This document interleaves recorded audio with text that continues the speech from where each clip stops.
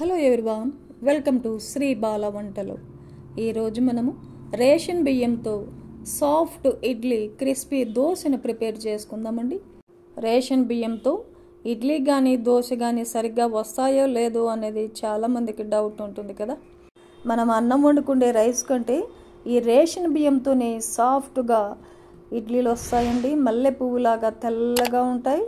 అలాగే దోశలు కూడా క్రిస్పీగా కమ్మగా చాలా బాగా వస్తాయి. మరి లేట్ ఎందుకండి, ప్రాసెస్లోకి వెళ్ళిపోదాం. టేస్టీ 2 రకాల రెసిపీస్ని ఇప్పుడు చూసేద్దాం. రేషన్ బియ్యంలో రాళ్ళు ఉంటాయి. మందుల స్మెల్ కూడా చాలా ఎక్కువగా ఉంటుంది. రాళ్లను చెక్ చేసుకుని బియ్యం అన్నిసార్లు కడగాలంటే చాలా ఎక్కువ టైం పడుతుంది కదండి. మనకు టైం ఉన్నప్పుడు బియ్యాన్ని శుభ్రం చేసుకొని నీడలో ఆరబెట్టేసుకొని స్టోర్ చేసుకున్నామంటే ఎప్పుడు కావాలంటే అప్పుడు దోశ రెసిపీస్ని కానీ ఇడ్లీని కానీ ప్రిపేర్ చేసుకోవచ్చు. నేనైతే అలాగే చేస్తానండి. బియ్యాన్ని క్లీన్ చేసుకొని ఒక 7-8 సార్లు నీట్గా కడిగేసుకొని నీడలో ఆరబెట్టేసుకొని స్టోర్ చేస్తానన్నమాట. అలా స్టోర్ చేసిన రేషన్ బియ్యాన్ని 3 గ్లాసులు వేస్తున్నాను. చూడండి, బియ్యము బ్రౌన్గా ఉండే బియ్యం తెల్లగా మారాయి కదా. ఎక్కువ సార్లు కడిగే లోపల రైస్ తెల్లగా వస్తుంది. ఇడ్లీ కూడా మల్లె పువ్వులాగా తెల్లగా ఉంటుందన్నమాట. నేను ఆల్రెడీ కడిగేసి ఎండబెట్టుకున్న బియ్యం కాబట్టి మినపగుళ్ళు బియ్యాన్ని ఒకే గిన్నెలో వేసి నానబెడుతున్నానండి. మీరు బియ్యం సపరేట్గా మినపగుళ్ళను సపరేట్గా నానబెట్టుకోవాలి. 3 కప్పుల రేషన్ బియ్యానికి 1 కప్పు మినపగుళ్ళను వేస్తున్నానండి.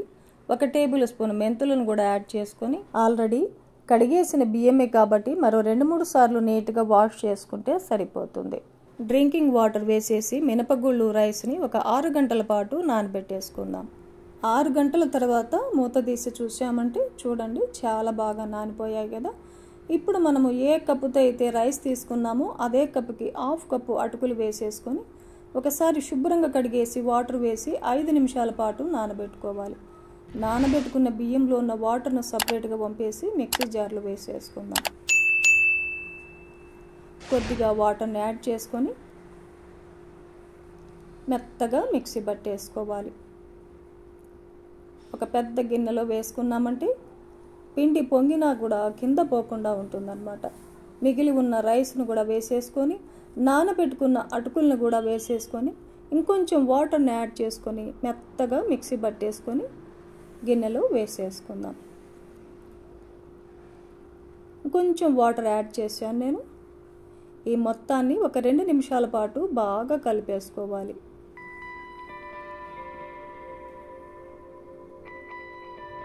ఇలా మొత్తాన్ని కలిపేసి మూత పెట్టేసి ఒక 8 గంటల పాటు నానబెట్టుకోవాలి. నేనైతే రాత్రంతా పిండిని నానబెట్టేసానండి. నెక్స్ట్ డే మార్నింగ్ మూత తీసి చూసామంటే చూడండి, పిండి ఎంత బాగా పొంగిందో. వావ్, సూపర్గా పొంగింది కదా. ఒకసారి బాగా కలిపేసుకొని మనకు కావలసినంత పిండిని సపరేట్గా తీసుకొని మిగిలింది ఫ్రిడ్జ్లో పెట్టామంటే ఎన్ని రకాల దోశ రెసిపీస్నైనా ప్రిపేర్ చేసుకోవచ్చు.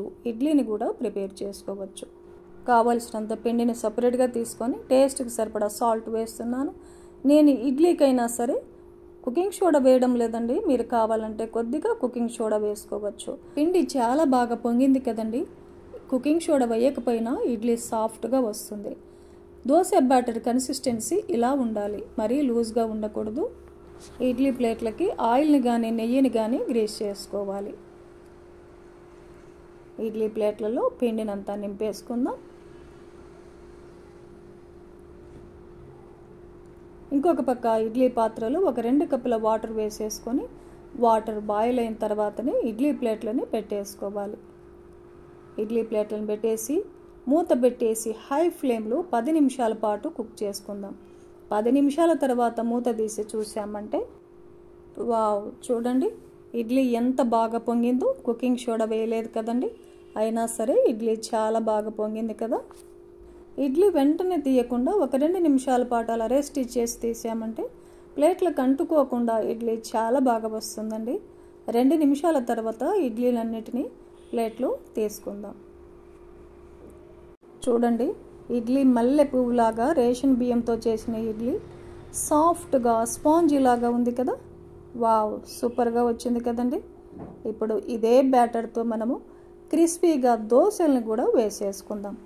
స్టవ్ ఆన్ చేసుకొని దోశ ప్యాన్ పెట్టేసుకొని దోశ ప్యాన్ హీట్ ఎక్కిన తర్వాత వాటర్ని స్ప్రింకిల్ చేసి టిష్యూ పేపర్తో రుద్దేసి దోశ బ్యాటర్ వేసేసుకొని పల్చగా స్ప్రెడ్ చేసుకోవాలి. ఎంత పల్చగా అయినా వేసేసుకోవచ్చండి.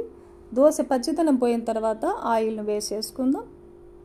ఒకవైపు వేగిన తర్వాత దోశ రెండవ వైపు కూడా తిప్పేసుకుందాం.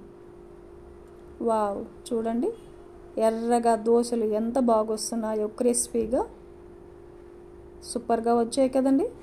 నార్మల్ రైస్తో చేసే దోశల కంటే రేషన్ బియ్యంతో చేసే దోశ కానీ ఇడ్లీ కానీ చాలా చాలా బాగొస్తాయండి. ఇలాగే మనకు ఎన్ని కావాలంటే అన్ని దోశ రెసిపీస్ని ప్రిపేర్ చేసుకోవచ్చు. క్రిస్పీగా కమ్మగా చాలా చాలా బాగుంటాయండి. పల్లీ చట్నీతో కానీ కొబ్బరి చట్నీతో కానీ ఈ రెసిపీస్ టేస్ట్ సూపర్గా ఉంటుందండి. చూశారు కదండి, మనం చీప్గా చూసే రేషన్ బియ్యంతో టేస్టీగా రెసిపీస్ని ప్రిపేర్ చేసుకోవచ్చు. ఈ ప్రాసెస్లో మీరు కూడా ప్రిపేర్ చేసి ఫ్యామిలీతో టేస్ట్ చేయండి. ఈ వీడియో నచ్చితే లైక్ చేయండి, షేర్ చేయండి, సబ్స్క్రైబ్ చేయండి. థ్యాంక్ యూ అండి. Thanks for watching.